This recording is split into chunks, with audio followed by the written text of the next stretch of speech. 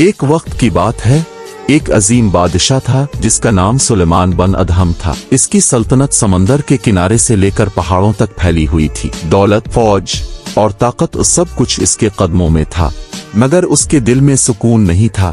دن رات محل میں جشن ہوتے، ساز بجتے، رنگ برنگے کپڑے، نوکر چاکر، خادمائیں، مگر سلیمان بن ادہم کے دل میں ایک خالی پن تھا۔ وہ اکثر رات کے پچھلے پہر جاگ جاتا اور چھت کی طرف دیکھ کر سوچتا، میں سب کچھ رکھ کر بھی خوش کیوں نہیں ہوں۔ ایک رات جب سب سو چکے تھے، وہ محل کی چھت پر چڑھا۔ آسمان پر چاند پورے جوبن پر تھا، ٹھنڈی ہوا چل رہی تھی۔ اس نے دل میں کہا، کیا واقعی یہ زندگی ہے؟ شراب، رقص، غرور اور عیش و عشرت۔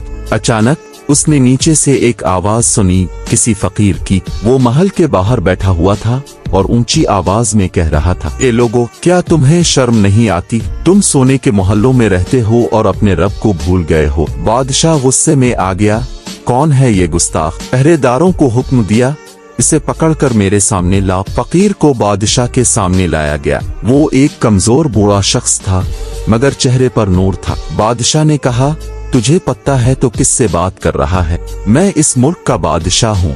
فقیر نے مسکرا کر کہا، تو بادشاہ نہیں تو بھی میرے رب کا ایک غلام ہے، فرق صرف اتنا ہے کہ تو اپنی غلامی کو بھول گیا ہے۔ یہ سن کر بادشاہ چونک گیا۔ فقیر نے آگے کہا، بتا، تیرے باپ دادا کہاں ہیں؟ وہ بھی بادشاہ تھے نا، اب کہاں ہیں؟